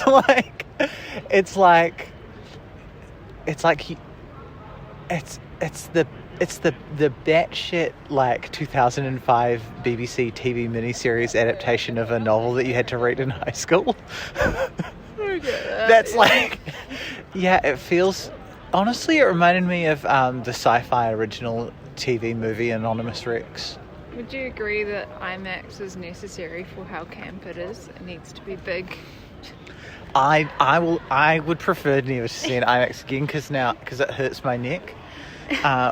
But I think they really filled the whole screen. There was a bit where he flashed a novel on the screen and I didn't catch what it was because I was looking somewhere else. Yeah, I didn't get that either. Just incredible. I didn't realize Aubrey Plaza was so hot. But yeah, just to kind of like add onto those thoughts a very tiny bit, very odd movie, very kind of overwhelming and strange experience, and so much like a kind of early 2000s, like the CG especially has an early 2000s look, but the kind of like everyone in kind of silly drapey costumes doing like faux Shakespearean dialogue about the future. It's all very like ambitious TV show from 2004. And I was kind of like... Oh, right. Sorry, I forgot that we weren't talking about the ice skating movie. No. Now we're talking about Megalopolis. Yeah. Which is coming. Is it really? Yeah, I put it on I was like, everyone's going to love this Instagram story where I've written out all the movies that are coming and what dates. And then like one person liked it. There's no recorder. Yeah, you should have put a little bit of that in there. I'll read it out now. Is that already out is We Were Dangerous, the New Zealand one about the girls in the 50s. Yes, I want to see that. I don't want to see it, but I thought that everybody was lying about it because sometimes when there's a New Zealand movie, everybody like posts on Instagram being like, oh, you got to see it and stuff, but they don't mean you got to see it because it's a good movie. They mean because you should have to support the New Zealand film industry. Which is, a very separate thing. Humanist Vampire is coming out on September 12th. The Substance on September 19th. On October 10th, A Mistake, Super Slash Man, and The Apprentice, that like film about Donald Trump. Yeah. On October 17th, My Favorite Cake, which is the Iranian one about the older couple that I didn't end up seeing. October 24th, A Different Man, the first one that I can recommend. November 14th is Never Look Away. I don't even remember what that is. And December 26th, Boxing Day, All We Imagine as Light, which was one of the most popular films in the film festival. And the movies coming from Cannes are Anora, Amelia Perez, and Megalopolis. Wow. I can't wait to see Amelia Perez. I've not done any research, but I can tell you that as of the day after we're recording this, Kneecap and I Saw the TV Glow, I think, are definitely at Nova in Melbourne. So right. the other ones will probably show up. I should have done some I think that I Saw the TV Glow is coming out in New Zealand, but I haven't written down when, or it wasn't on Flix or whatever. Just the like final little words about Megalopolis. Oh yeah, sorry. Very hard to be like, I recommend this, because it's so weird. But if you are interested in seeing that kind of movie so wild and crazy that you'll never see another thing like it unless you go back in time to the DVD section of the Northcote Library in 2005, then you should watch it. And I think it's fun. You're not going to walk away from it mad or anything. What are we saying next? Did you see any more films? No, you are saying what films you saw. Oh, okay. Well, I didn't know that you were at the Oh, wait. No. Wait, I fucked it. I'm going to do my trend alert. Trend alert. Fuck. Trend alert. I already did my trend alert, which is acting like you're in a play and a horrible metaphor brought to the image. Boo, boo, boo, boo. Trend alert, Canada. Trend alert, the 1990s. Trend alert, dedicated to my sadly deceased wife. That's kind of that's a beautiful trend alert. Those were the trends in the movies that I saw. Okay, the films that I saw, Humanist Vampire, Seeking Consenting Suicidal Person, is not that bad. I don't like the name. I thought it was going to be very twee, 2009. But then when I watched the movie, I realized that could never be recreated. That level of twee. True. We could never do the movie made by Stuart Murdoch. Oh. With the songs of Belle and Sebastian. No. No. And that was already very late in the piece. That sort of thing can't happen now. This movie only has one French song, even though it's a French-speaking movie. Everybody's wearing hoodies. It's not all just a skinny, pretty girl in a lace collar with huge eyes. But she's a vampire. It's not like that. Yeah.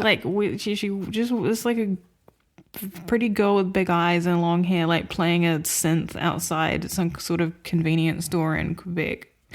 Okay. For money. Yeah, French Canadian stuff is real weird because obviously the movie involves teenagers, so there's the bullies and stuff, but they just sound stupid. They just sound just so uncool when they speaking like, speaking French in like a Canadian accent and then like, saying like a few slurs or whatever in English. Yeah. With a French Canadian accent. It's just not very cool.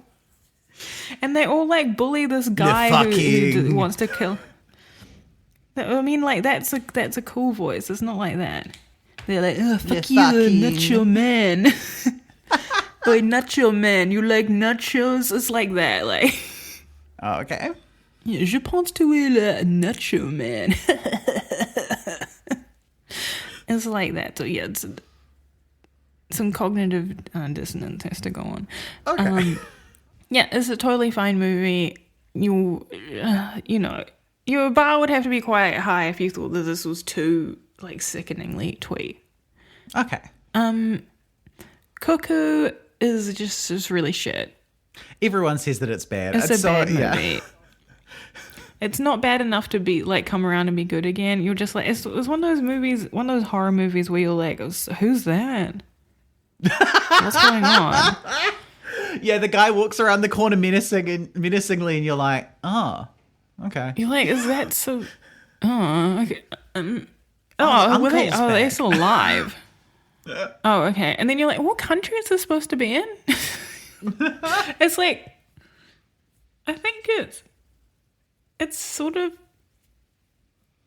I thought it was supposed to be Germany, but some people speak French, and then you're like, oh, is this Switzerland? And then like someone speaking Italian, you're like, oh, it must be Switzerland, and then it's just not.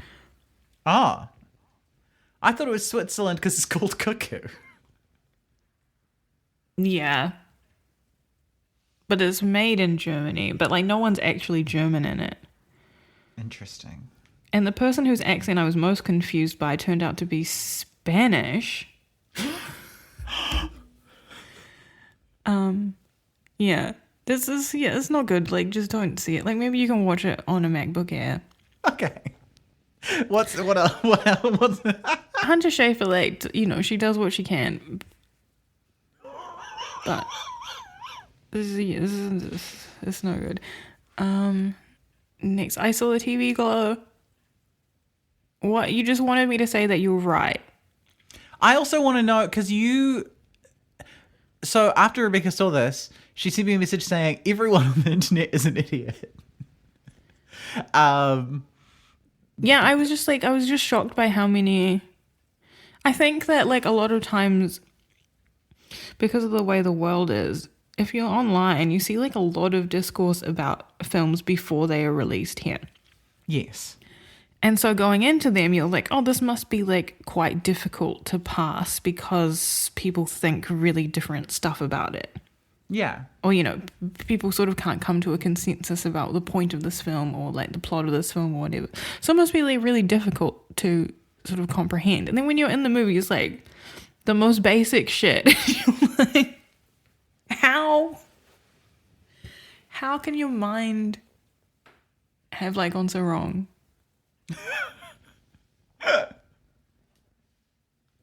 Like, were you looking at your phone the whole time or something? Do you know what I mean? Yes. Can I quote what you said, because I thought your messages were really good. I knew that you weren't listening to me. You're looking at your phone. No, I wasn't. I only just picked up my phone now. Okay. The discourse is just straight up not about the movie. It's about the idea of a movie that doesn't exist, and the people are like, well, I think it's overplayed. Played where, bitch? The way people were talking, you'd expect the last scene to be tipping the estrogen down the sink and seeing a billboard and their friend is Sasha Kobe. Yes. That's what Rebecca said to me. And it made me feel very vindicated. Yeah, that's how I felt. I forgot about that because I'm very hungry. But then when I asked you if you enjoyed it, you said, I don't think I could say that I liked it, which means I don't think you liked it. No, I didn't know that. I didn't have that tone. I said, I don't think I could say that I liked it, like, because it's harrowing. Yeah. Oh, I see. Okay. I just like, it was like, and I watched the whole credits and like everyone else left at the Civic. So it was like very depressing. Wow. Seeing everybody like shuffle out like over those credits and stuff. I was like, oh, this is very heavy. And then you're like, did you like it? I was like, I'm not going to say that was awesome. Well, this is good to hear because I have heard from other people I know who saw it in one of the New Zealand sessions who enjoyed it, which was very nice for me because I had I reviewed the new Matrix movie when it came out and I really liked it and then had to then see all of the reviews where all of the reviewers hated it. Yeah. Before I could then go to see it with my friends when it was normally out in the theaters. Yeah. And then they were like, oh, that was really sick. And I had a similar experience with I Saw the TV Glow where I got a screener so that I could do the thing. And I was like, this rules. And then people on Twitter who had illegally downloaded it were like, this movie fucking blows. And I was like, oh, maybe I'm wrong. But that wasn't the main... Sorry, it wasn't the main thing that people were saying that it was bad, was it? Was it that people were saying that it was... It was too obviously a trans metaphor. Yeah. And didn't have anything else happening in the film. But some people didn't think it was a trans metaphor. They thought that the metaphor actually happened. I think so. I don't know. I can't think how to explain it. Yeah. Sorry, maybe we should have said what the movie was about. I think... But so for example, people online were saying this movie is about a woman. Yes. And to think that the movie was about a woman, you would have to make a lot of assumptions. Yeah, because the movie is about the protagonist. To briefly summarize the movie, after we've been talking about it, the movie is about a lonely boy who has a kind of bad home life. And he makes a single friend, and basically their only bond is that they're both obsessed with this weird TV show. Then she is like, I'm fucking leaving this town because it sucks and my dad is abusive. Are you going to come with me? And he's like, oh, no. He chickens out. He chickens out. And then basically from that point on in the movie... his life becomes more and more like a horrific nightmare version of the TV show and reality kind of dissolves. Is that, would you say that's accurate? Yeah, that's totally fine. I'm fine with that description. And he he gets trapped in the town. He's working this same shitty job that he was working when he was a teenager. And he's his body is I don't want to say decaying, but I mean, he it kind loses of... he's unable to stand up straight and is just dragging himself through this shitty life, and so the movie indicates that he needed to get out when his friend did. Well, he gets further, to put it in a kind of oh, who's that fucking dude that shitty guy with the theory about things. It's his call to adventure in the movie. He basically says no. And then, no, the hero's journey guy. Yeah. His call to adventure, he says no. And then things get worse. And then later, someone comes and they're like, okay, but call to adventure again? Will you come? And he's like, yeah, definitely not. And then things get worse again. And that is kind of the structure of the movie, is that he keeps refusing the call to improve his life. Yeah. So it's about a boy who refuses the call to adventure, and then his life deteriorates. But that doesn't mean that you can assume that he is a trans woman who never came out. Even though that is or never transitioned. It's that is an intentional subtext of the movie, but it's not something that literally happens in the movie. That's also an intentional subtext of The Matrix. So and no one's calling Keanu Reeves her. Yeah, exactly. That was the issue. Okay. Did you see anything else? It's people doing a discourse about medical transitioning. Yeah.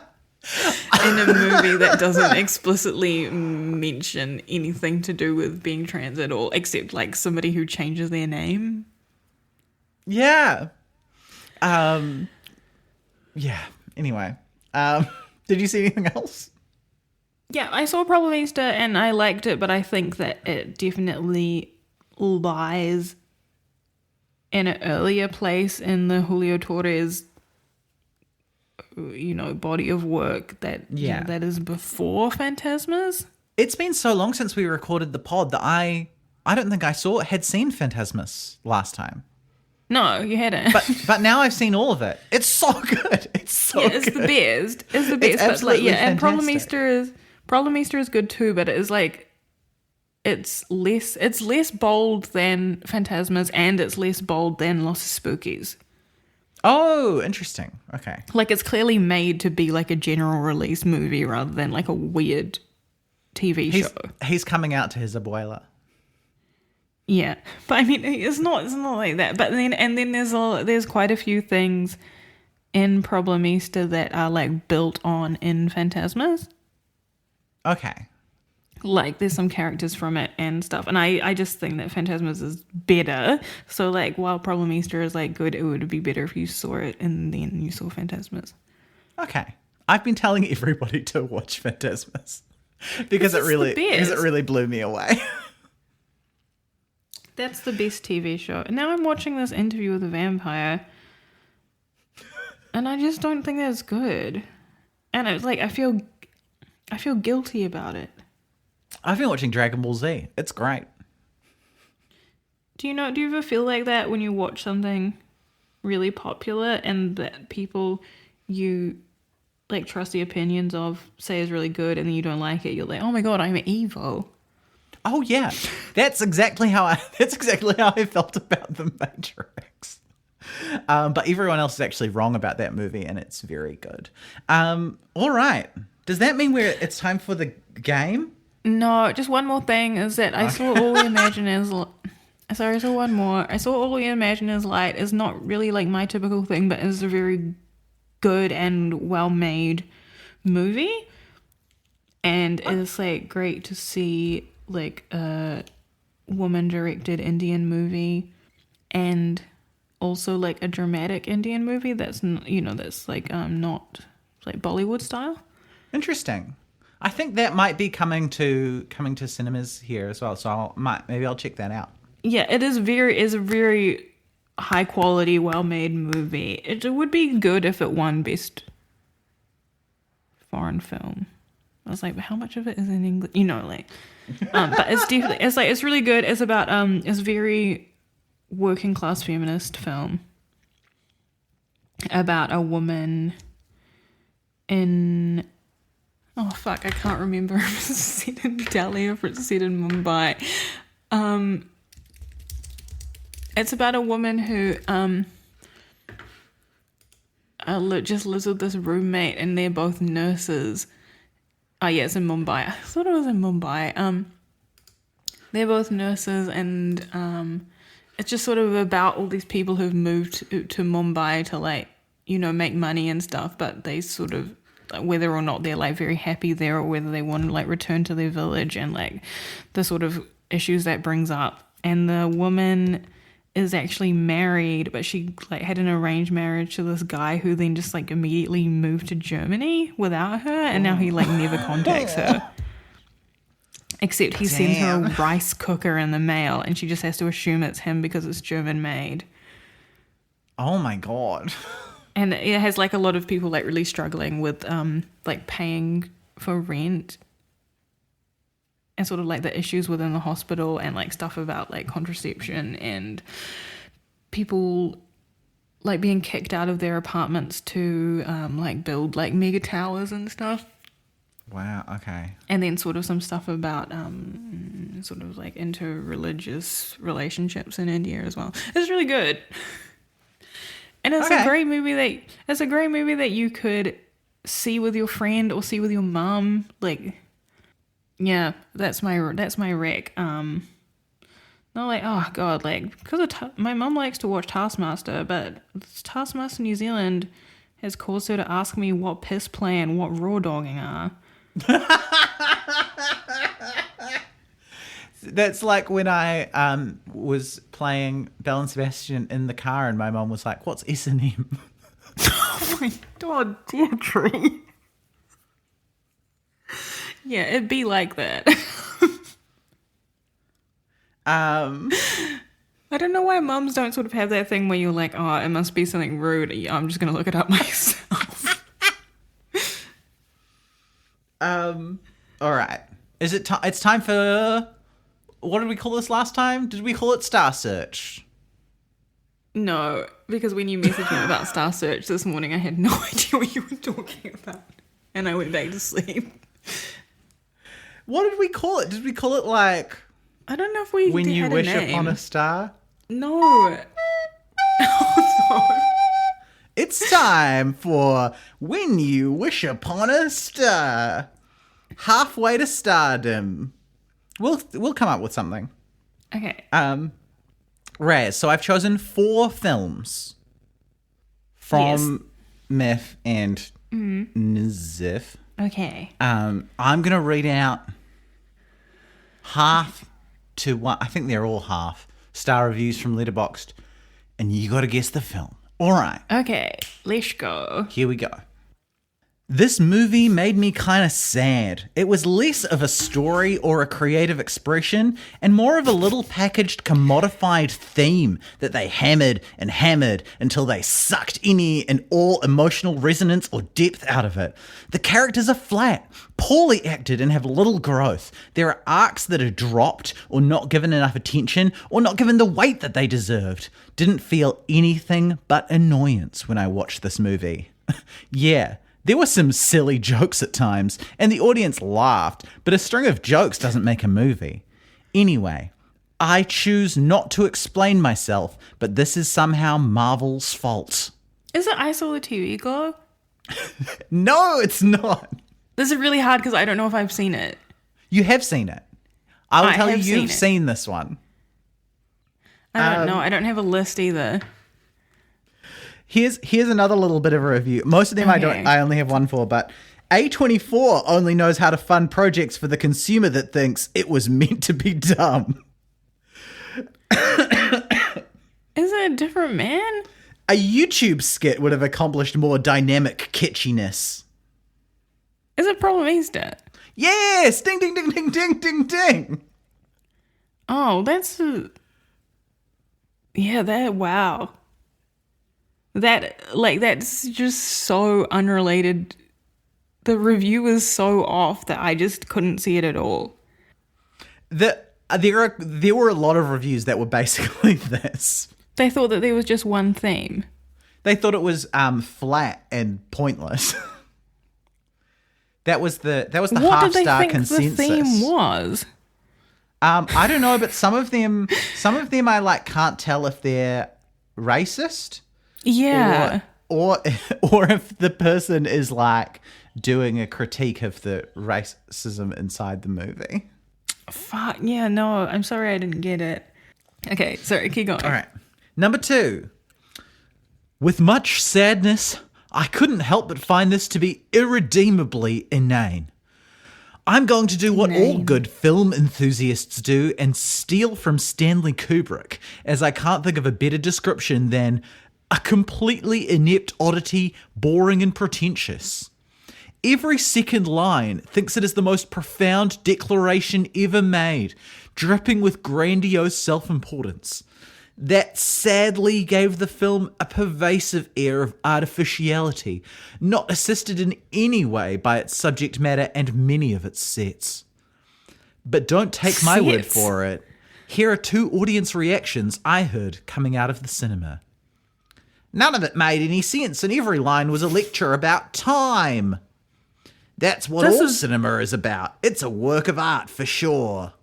This has got to be I Saw the TV Glow. No! Ding, ding, ding, ding, ding. It's not I Saw the TV Glow. Sorry, I shouldn't have dinged.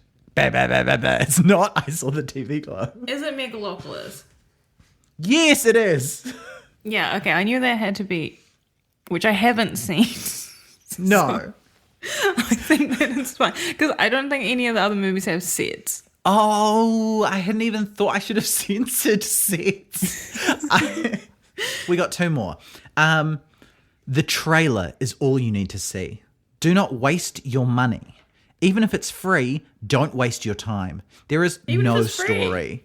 The most important dialogue takes place out of the range of the microphone or off camera.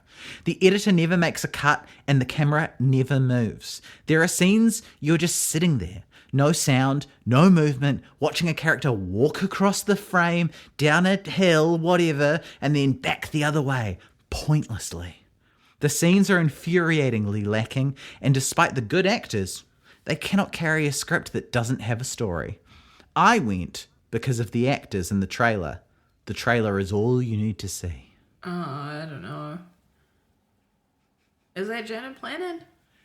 Ding, ding, ding, ding, ding. First, finally, you go on first try. Well, I was thrown off with that one because they said they went to see it because of the actors. And it like doesn't have very famous actors in it. Oh, yes. Janet was in Mayor of Easttown. I wouldn't call that...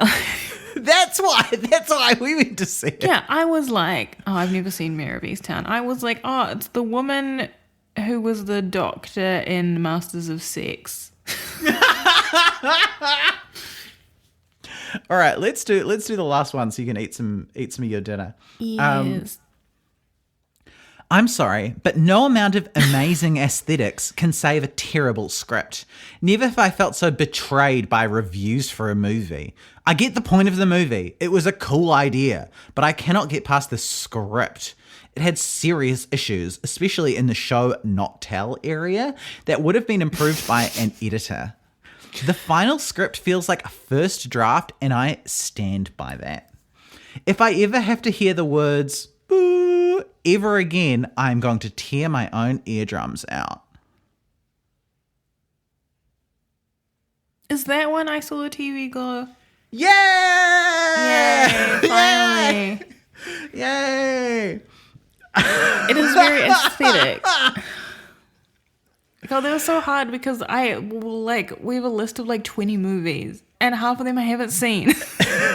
I found that review personally galling because like my favorite moment in I Saw the TV Glow that wasn't just like a visceral emotional thing was there's a bit about halfway through where I started thinking to myself, God, why has the dialogue gotten so like clunky all of a sudden? It wasn't like this 5 minutes ago. And then like the wheels ticked over in my head and I was like, oh my God, they're in the fucking TV show. And then it pulled back a little bit and you could see the name of the bar was the one from the TV show. And I was I didn't notice that. And it like blew my mind. And so it's very annoying to me that this person was like, oh, the script was so bad. It was like a first draft. When obviously there is like quite a lot of stuff going on. Yeah, I didn't know that they were in. I didn't know that they were in the TV show. Well, they're not. They're not like in the TV show, but it's like the line between it is like. I didn't think that it was really happening. Like. Yeah, or it could be not happening, but like they're. Yeah, it wasn't happening in the world established at the beginning of the movie. Yeah. Because people don't just sort of stand in the supermarket holding like a hunk of meat. No, yeah, yes, yeah, exactly. But that's how simple interpreting this sort of thing is. Yeah, it's just, like the dialogue started changing and at first I was like, this is weird. And then I was like, oh, it's because something in the reality of the film has changed. And that was like quite cool to me. And it's annoying that this person was like, oh, the dialogue's gotten weird. Must be because the person who wrote it's a fucking dumbass. Yeah, I mean, a lot of the time, in book reviewing as well, people just sort of interpret the author as being a dumbass. Yeah. The second that they don't understand something. I think that's basically the end of the show. I mean, a lot of the movies that are like exciting and coming up are ones from the film festival that you listed off. I don't know if there's anything else that you're like excited about. I don't know what else is coming. I want to see Megalopolis. I don't know what I'm going to be able to see because I'm going to Asia for 4 weeks. Oh, yes. And anything can happen there. Yeah. True. Last time I went to Asia, I saw Ninja Turtles and I saw Gran Turismo and I saw Her. And I saw the original, I saw the Michael Keaton Batman. Okay. And I saw a like Asian American movie about like a film writer in San Francisco. Yeah, that's what I mean by like you don't know what's going to happen when you go to Asia. Well, I'm sure we'll have a lot to talk about. Oh, into the show. into the show. This has been Cinema Bing Bong. I've been Amelia, and I've been joined by Rebecca. Do you just say any word? Do you want to say like goodbye? Goodbye. You can follow us on Instagram at Cinema Bing Bong, where we post kind of regular updates and show kind of like what we're up to, and we don't show what we're up to. Yeah, sometimes we give him relevant film and podcast updates, but we don't just say what we're doing. So don't worry about that. It's not like Amelia being like, "Oh, I'm gonna get a sandwich in Australia." Oh yeah, no, it's not that. It's always about movies. All right, Raz, are you ready for a question? Yes. What normal movie character guy should be redone as a superhero? What do you like? Just a regular character from a movie? Yeah, like they do like Rain Man 2, where he's like one of the X-Men. Yeah, okay. That's already like very good. And so offensive. I'm sorry. That was literally the first film that came to my head. So a sort of What's Eating Gilbert Grape. Oh man, yeah, that's the worst thing I can think of. Forrest Gump.